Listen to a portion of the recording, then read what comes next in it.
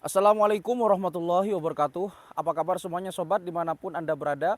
Berjumpa kembali di channel Z2H Insight. Untuk Anda yang baru bergabung dan menemukan channel ini, saya ucapkan selamat bergabung. Terima kasih, mudah-mudahan channel ini bisa membuat kita bersemangat lagi untuk terus belajar dan tetap berkarya. Perkembangan ilmu pengetahuan tentu tidak bisa dilepaskan dari sebuah peradaban umat manusia. Peradaban umat manusia mengikuti perkembangan arus zaman yang terus berkembang. Dari zaman modern hingga zaman terdahulu, pastinya umat manusia selalu menemukan keilmuan-keilmuan entah yang bersifat abstraksi atau bersifat ilmu-ilmu saintifik. Kemudian ilmuwan-ilmuwan tersebut mengkombinasikan sebuah teori-teori yang akhirnya menciptakan sebuah pengalaman-pengalaman baru yang akan membantu umat manusia. Kemudian umat manusia dari waktu ke waktu terus berkembang. Seiring dengan berjalannya waktu, maka umat manusia hingga saat ini pun bisa merasakan bagaimana dampak dari sebuah inovasi, teknologi, kemudian bagaimana manusia itu bisa berkarya, dan akhirnya hingga saat ini banyak sekali kita temui ilmuwan-ilmuwan yang terus berkembang dari mancanegara. Lantas kalau kita bertanya apakah sebenarnya ilmuwan itu mengambil filsafat ilmu dari doktrin-doktrin yang ada dalam sebuah dalam tanda kutip kitab suci atau bukan dari kitab suci. Karena memang belakangan ini kalau kita telusuri kembali banyak sekali ilmuwan-ilmuwan, dalam hal ini adalah ilmuwan agama Islam atau ilmuwan muslim, itu jarang sekali kita temui. Banyak sekali sekarang ini ilmuwan-ilmuwan yang dari non-muslim yang muncul. Kenapa ini bisa terjadi? Ini akan kita bahas pada episode kali ini. Karena video ini mungkin akan agak sedikit berat, jadi jangan skip videonya. Mari kita belajar bersama. Jangan lupa kita putar dulu intronya.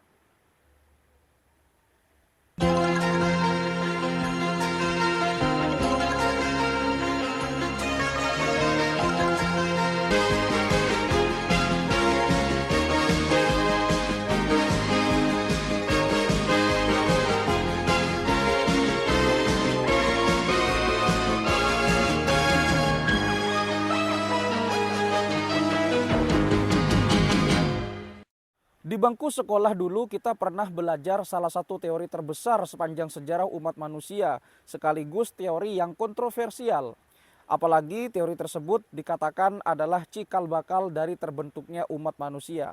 Teori tersebut dikatakan oleh seorang ilmuwan yang bernama Charles Robert Darwin. Charles Darwin atau nama panjangnya adalah Charles Robert Darwin mengatakan bahwa manusia itu berasal dari satu nenek moyang.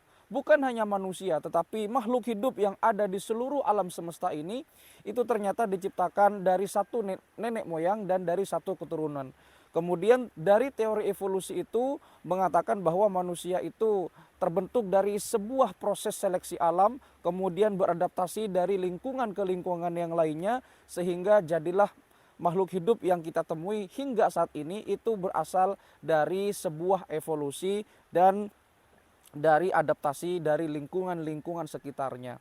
Sehingga membentuk sebuah makhluk hidup, membuat sebuah ekosistem yang kemudian Charles Darwin mengatakan bahwa sebenarnya Tuhan tidak terlibat dalam sebuah penciptaan makhluk hidup.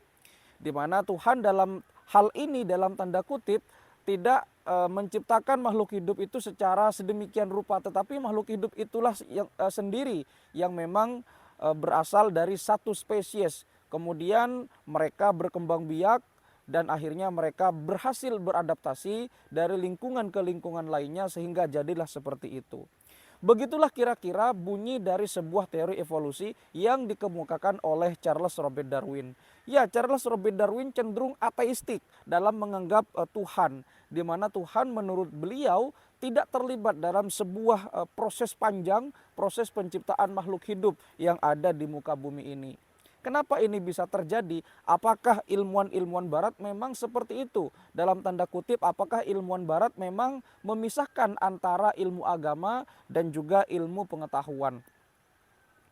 Kalau Anda pernah membaca salah satu buku yang sangat fenomenal yang berjudul History of God karya Karen Armstrong, maka Di situ dijelaskan bahwa sejak abad ke-8 di Eropa atau the Dark Age of Europe, kemudian setelah itu ilmuwan-ilmuwan Eropa sadar bahwa kalau ilmuwan-ilmuwan Eropa ingin keluar dari abad ke-8, maka mereka harus memisahkan, dalam tanda kutip memisahkan antara ilmu agama, dalam hal ini adalah wahyu-wahyu dari Tuhan, kemudian dengan ilmu pengetahuan. Ya, di buku tersebut sangat menarik karena menceritakan bagaimana kronologisnya bangsa Eropa masuk ke dalam abad ke-8, kemudian bagaimana bangsa Eropa bisa bangkit kembali, dan hingga saat ini ilmuwan-ilmuwan di seluruh dunia memang tidak bisa dipungkiri itu biasanya didominasi oleh kalangan-kalangan dari non-muslim. Menurut mereka, ilmuwan dari bangsa Eropa, wahyu-wahyu dari Tuhan itu hanya mengekang keterbatasan manusia, hanya mengekang pemikiran-pemikiran manusia untuk berinovasi, untuk melakukan sebuah terobosan-terobosan baru dalam sebuah teknologi. Menurut mereka, wahyu-wahyu Tuhan itu tidak relevan dengan zaman yang terus berkembang, zaman yang terus dinamis, dan zaman yang terus bergerak. Akhirnya mereka melakukan sebuah pengembangan filsafat ilmu yang agak sekuler agar terhindar dari hal tersebut. Apa yang terjadi akhirnya? Akhirnya yang terjadi adalah mereka bisa bangkit, kemudian mereka bisa menemukan sebuah inovasi-inovasi yang sangat brilian, kemudian mereka berhasil mengembangkan ilmu pengetahuan, ipteknya sangat bagus, dan akhirnya terjadilah perubahan besar-besaran di Eropa hingga abad modern ini. Kemudian hal ini pun terus berkembang di berbagai aspek keilmuan. Salah satunya adalah aspek ilmu psikologis. Tentu Anda sudah pernah mengenal salah satu psikologis yang paling terkenal yang bernama Sigmund Freud, di mana beliau mengatakan bahwa doktrin-doktrin agama itu bisa saja menghambat perkembangan ilmu pengetahuan. Karena kenapa? Karena doktrin-doktrin agama itu mengajarkan kita kembali kepada wahyu Tuhan, kembali kepada bagaimana esensial hidup ini, kemudian bagaimana kita melakukan sebuah kehidupan yang memang sesuai dengan perintah Tuhan, tidak sesuai dengan zaman yang terus dinamis. Akhirnya ya memang keilmuan-keilmuan barat, khususnya adalah filsafat-filsafat barat itu memang agak sekuler, kemudian berkembang akhirnya agak ateistik. Ada yang mengatakan bahwa Tuhan itu hanya dongeng-dongeng belaka, kemudian surga dan neraka itu sebenarnya adalah doktrin-doktrin agama, dan seterusnya. Inilah yang membuat mereka leluasa untuk berkembang, leluasa untuk mengembangkan ilmu pengetahuan, dan leluasa untuk melakukan apa saja, karena dalam hal ini, dalam tanda kutip, mereka tidak lagi terikat dengan doktrin-doktrin atau wahyu-wahyu dari Tuhan dan dari kitab suci.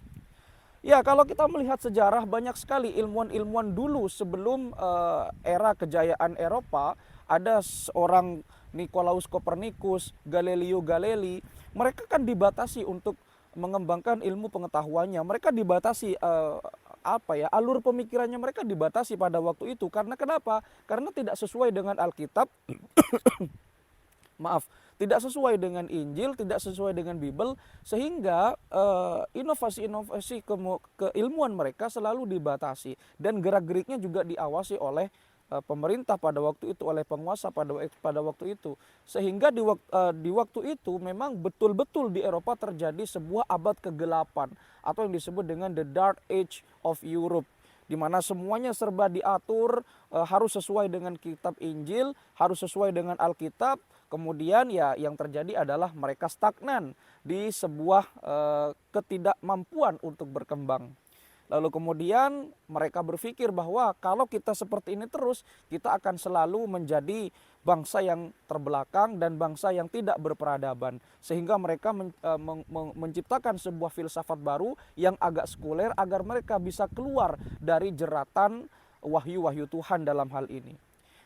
Kemudian apa yang terjadi? Ya mereka bisa bangkit, mereka bisa berkemajuan, dan mereka rata-rata memang banyak ilmuwan-ilmuwan yang dihasilkan dari bangsa-bangsa Eropa setelah mereka melakukan sebuah revolusi besar-besaran dalam sebuah pemikiran paradigma yang keluar dalam tanda kutip keluar dari doktrin-doktrin agama. Tetapi menariknya adalah di waktu yang bersamaan saat bangsa Eropa mengalami sebuah abad kegelapan, di waktu yang bersamaan ilmuwan-ilmuwan Muslim itu juga terlahir di dunia.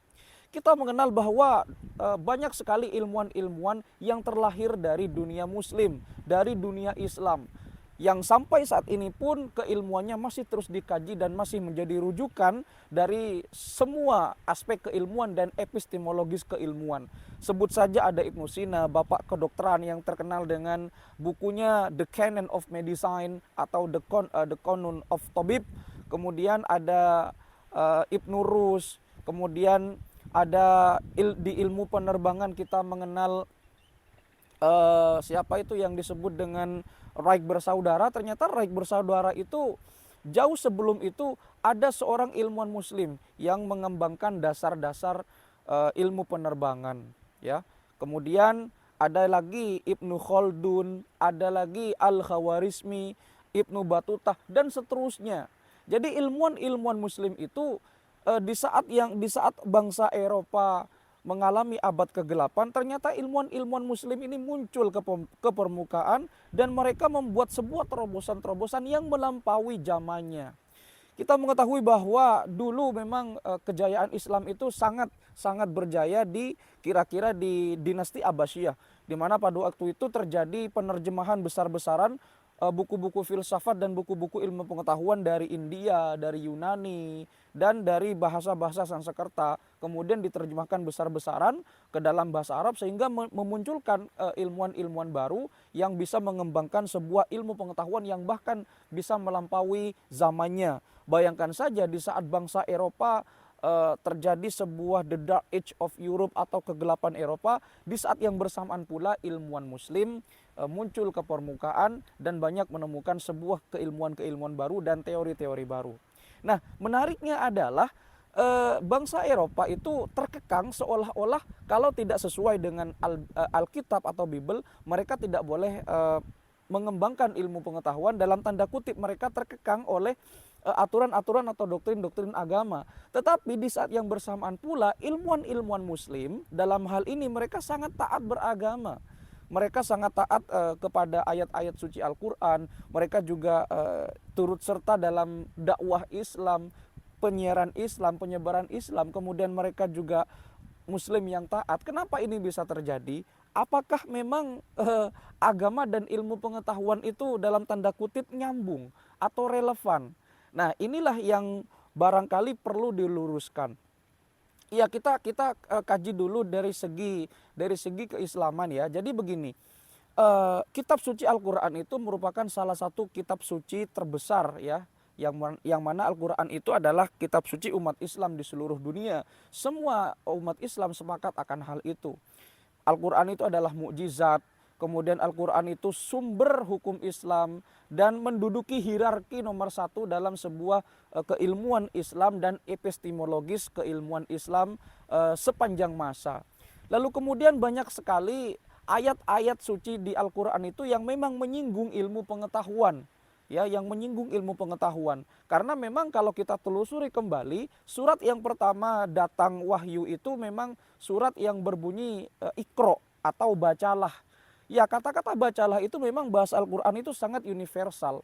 Dan memang Tuhan yang maha mengetahui dari segalanya. Tetapi kalau kita kaji dari segi istilah atau terminologi, maka arti kata Iqra itu bukan semata-mata bacalah. Tetapi bisa amatilah, bisa renungkanlah, bisa telitilah, bisa macam-macam, bisa tadaburlah dan seterusnya yang berhubungan dengan kita harus bergerak untuk mencari tahu rahasia-rahasia alam dan ciptaan Tuhan. Karena kalau kita selaku umat manusia ini dalam perspektif agama Islam, kalau kita sudah mengetahui rahasia-rahasia alam, kemudian mengetahui ciptaan-ciptaan Tuhan, maka kita akan semakin bertambah keimanannya betapa besar ciptaan Tuhan, betapa besar ciptaan Allah dengan segala macam kerumitan-kerumitan yang ada padanya. Salah satu contohnya bagaimana Allah itu menciptakan tubuh kita, bagaimana Allah itu menciptakan aliran darah, bagaimana Allah itu menciptakan panca indera kita, itu harus diteliti dan ilmuwan muslim bisa melakukan itu. Salah satu contohnya adalah Ibnu Sina. Beliau peletak dasar kedokteran ya, peletak dasar ilmu kedokteran modern, dan sampai saat ini pun karya-karya beliau masih terus menjadi rujukan di ilmu-ilmu kedokteran di dunia. Kemudian ada Abbas Ibnu Firnas. Tadi saya sempat menyinggung bahwa Abbas Ibnu Firnas itu adalah peletak dasar ilmu penerbangan, di mana jauh sebelum Wright bersaudara menemukan pesawat terbang, Abbas Ibnu Firnas sudah melakukan uji coba, bahkan beliau sampai patah tulang karena beliau memang suka bereksperimen bagaimana manusia itu bisa terbang, dan beliau memang terinspirasi dari Al-Quran, lagi-lagi dari kitab suci Al-Quran. Nah, menariknya adalah tidak hanya dari Al-Quran, singgungan-singgungan bagaimana kita harus berilmu. Dari hadis-hadis pun juga banyak. Salah satu contoh yang paling terkenal adalah mencari ilmu itu wajib bagi laki-laki muslim dan wanita muslim. Thalabul ilmi faridatun ala kulli muslimin wa muslimatin. Kira-kira begitu bunyi hadisnya. Itu salah satu contoh ya, hadis yang paling terkenal bagaimana kita harus mencari ilmu, beradab, kemudian berpengetahuan dan berkemajuan. Lalu kemudian tuntutlah ilmu walau ke negeri Cina, tuntutlah ilmu dari Buayan sampai ke liang lahat. Jadi hadis-hadis seperti itu memang adalah hadis-hadis merupakan tantangan atau challenge bagi umat Islam selaku umat yang memang dari dulu banyak ilmuwan-ilmuwan yang memang terkenal dan sudah tidak diragukan lagi bagaimana karya-karyanya, bagaimana keilmuan-keilmuannya bisa eksis, dan rujukan-rujukan keilmuan dari filsafat Islam itu terutama dari segi kedokteran, dari segi robotika, dari segi algoritma itu masih jadi rujukan hingga saat ini. Nah, pertanyaannya adalah di abad modern ini kemanakah mereka semua? Kemanakah ilmuwan-ilmuwan, calon-calon ilmuwan Islam itu? Mereka seolah tidak muncul ke permukaan. Yang muncul ke permukaan yang dalam hal ini adalah ilmuwan-ilmuwan banyak dari kalangan non-muslim. Sebut saja di abad modern itu ada Bill Gates, kemudian ada Elon Musk, ada Steve Jobs, dan seterusnya. Nah, kenapa ilmuwan muslim tidak muncul ke permukaan? Jadi begini, kita itu memang dulu pernah mengkaji, maksudnya adalah di awal-awal video tadi saya sempat mengkaji bahwa bangsa Eropa itu pernah memasuki atau pernah merasakan abad kegelapan, atau yang disebut dengan the Dark Age of Europe, di mana mereka senantiasa dibatasi, pemikirannya dibatasi oleh doktrin-doktrin agama. Lalu mereka keluar dari keterkekangan agama tersebut dengan menciptakan terobosan-terobosan baru dari pemikiran-pemikiran filsafat keilmuan, dan filsafat keilmuan tersebut agak sekuler karena mereka ingin keluar dari sebuah keterkekangan agama, dari sebuah peraturan-peraturan Tuhan, dari semua aspek kehidupan, semua lini kehidupan mereka ingin keluar.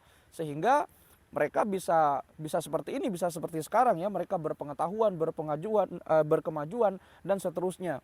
Tetapi kalau dalam Islam itu tidak seperti itu. Jadi Islam itu memang ilmu itu memang sangat utama dalam Islam, dan dalam Islam Al-Quran itu adalah sumber utama, hierarki utama, menduduki peringkat utama, menduduki peringkat yang sangat spesial dari sebuah keilmuan-keilmuan dan epistemologis, sumber-sumber kajian Islam atau intisari-intisari dari pemikiran-pemikiran Islam. Tetapi entah kenapa di zaman modern ini ada sebuah semacam doktrin-doktrin keagamaan yang mana seolah-olah ilmu pengetahuan dan agama itu pisah. Padahal keilmuan agama kemudian iptek itu memang jadi satu. Di Al-Quran itu banyak sekali keilmuan-keilmuan atau ayat-ayat yang memang menganjurkan umat manusia untuk selalu berpikir, untuk selalu bereksperimen, dan untuk selalu berkemajuan. Salah satu contohnya mungkin ada ayat, kalau saya salah mohon dikoreksi ya. Jadi ada ayat yang berbunyi begini, afala yanduruna ilal ibili kaifa khuliqat, afala Yanduruna ilal ibil kaifa khuliqat, kemudian wa ilas sama'i kaifa rufi'at, wa ilal jibali kaifa nusibat, wa ilal ardi kaifa sutihat fadzakir. Nah, jadi kata-kata seperti itu, bagaimana kami ciptakan unta, bagaimana bumi dihamparkan, bagaimana langit itu diluaskan. Kemudian ada kata-kata fadzakir, maka pikirkanlah. Jadi kata-kata seperti itu sebetulnya adalah tantangan bagi umat Islam. Bagaimana seharusnya umat Islam itu berpikir, karena memang ilmu pengetahuan dan keagamaan itu sebetulnya jadi satu. Entah kenapa di zaman sekarang itu malah seolah-olah ada doktrin yang tumbuh, seolah-olah mereka tidak bisa untuk mengembangkan keilmuan, sehingga jarang sekali kita temui ilmuwan-ilmuwan dari kalangan muslim yang muncul di abad modern ini. Entah kenapa, karena pada dasarnya Islam sendiri yang menyuruh untuk terus berinovasi, untuk terus berpengetahuan, meneliti dan seterusnya. Tetapi yang terjadi malah sebaliknya. Nah, jadi hal ini mari kita luruskan kembali bahwa sesungguhnya bangsa Eropa itu dulu memang pernah merasakan abad kegelapan. Maka dari itu mari umat Islam itu jangan seperti bangsa Eropa. Artinya kita ini harus berkemajuan. Misal begini, di saat bangsa Eropa atau ilmuwan-ilmuwan non-muslim menciptakan sebuah terobosan baru, misalkan di bidang ekonomi seperti cryptocurrency, kemudian bayi tabung, inseminasi, umat Islam itu seolah-olah mengomentari. Jadi di saat bangsa barat, orang barat menemukan sebuah cryptocurrency, umat Islam yang seolah-olah menilainya haram atau tidak nih penggunaan cryptocurrency, inseminasi buatan itu haram atau tidak, bayi tabung itu haram atau tidak. Pertanyaan besarnya adalah kenapa umat Islam sendiri tidak menciptakan hal yang serupa yang diperbolehkan dalam agama Islam. Nah, kan seperti itu pertanyaan besarnya. Bukankah umat Islam itu dulu-dulunya banyak sekali ilmuwan-ilmuwan yang muncul di situ? Kenapa umat Islam sekarang malah terlena dengan keilmuan-keilmuan yang bersifat keagamaan, tidak diimbangi, tidak diimbangi, kemudian mereka tidak mengembangkan ilmu-ilmu yang bersifat pengetahuan iptek. Mereka cenderung lebih mengembangkan keilmuan-keilmuan yang bersifat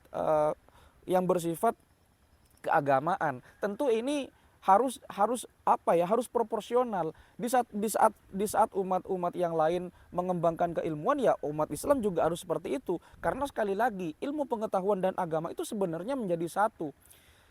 Nah, tetapi begini, pada dasarnya keilmuan-keilmuan yang tidak didasari oleh wahyu-wahyu Tuhan itu akan timbul timbul kekhawatiran di ujung-ujungnya. Kenapa? Karena mereka tidak mengetahui akan adanya Tuhan, tidak mengakui bagaimana alam semesta ini tercipta. Mereka berpikir bahwa sifat-sifat yang seperti itu, sifat-sifat yang agak sekuler itu memang cenderung untuk ateistik, tidak mempercayai Tuhan. Tetapi di saat yang bersamaan juga, ya tentu kekhawatirannya adalah mereka tidak lagi percaya kepada agama. Dan di saat mereka tidak percaya tentang adanya agama, maka dikhawatirkan mereka akan cenderung melakukan hal-hal yang barangkali tidak dibenarkan.